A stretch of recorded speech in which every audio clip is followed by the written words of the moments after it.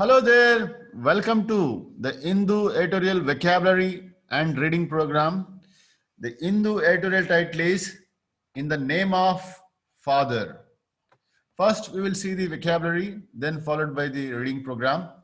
The first word is pre-planned, means plan in advance.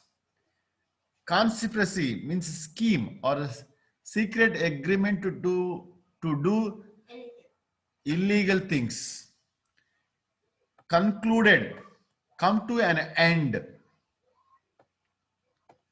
Claimed, something is true or a fact, but we cannot prove. That is called as claim. Accused, the person who is suspected for crime is called as accused. Mauled, to cause to fall violently. Protesting, an expression of disapproval. Repeal, evoke, annul of law or act or cancelling of the law. Lynched, a group of people killing person for alleged crime. Lynched. Culpable, homicide, intention to cause death.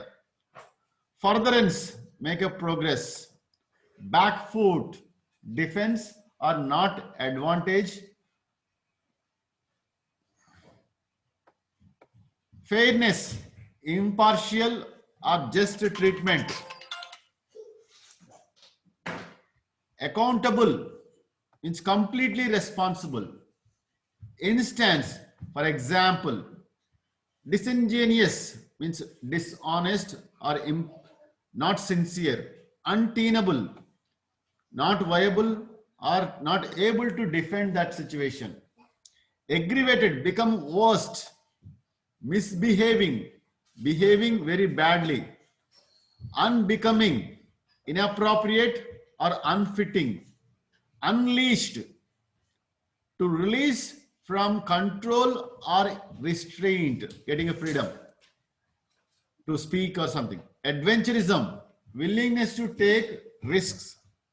Ruffle, to annoy or upset someone. Unmistakable, very clearly recognized. Combative, ready to fight. Dismissal, act of dismissing. Stalled, stop running or cause to stop. So these are the words. Very important to understand the summary of the article. Hence I have presented. Hope they will help you to assimilate the essence of the article. Now we will move to the next session called reading. A special investigation team of Uttar Pradesh police has concluded that the violence in Lakhimpuri Kheri, UP, on October 3rd that claimed the lives of eight people was a pre-planned conspiracy. Union Minister of State for Home, Ajay Kumar Mishra's son, Mr. Ashish Mishra, is a key accused in this case.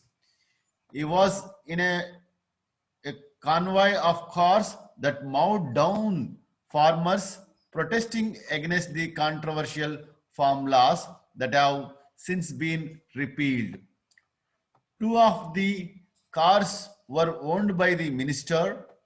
In subsequent violence on that day, 3 BJP workers who were part of the convoy were lynched by the protesters.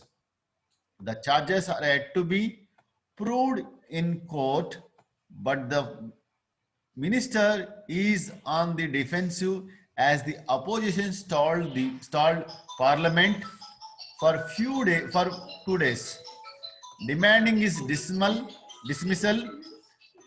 Demanding his dismissal. The charges against his son are serious. The police have sought to drop initial charges they had brought against the accused under Indian Penal Code section 304, culpable homicide not amounting to murder, Section 279, negligent driving. The Section 338, causing grievous hurt. They now seek Section 307, attempt to murder. Section 326, causing hurt with a dangerous weapon.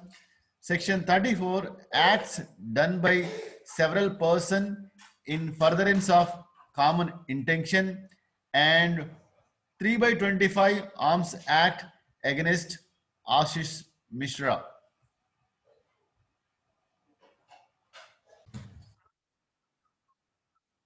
It could be argued that the father is not accountable for his son's action, but in this instance is disingenuous.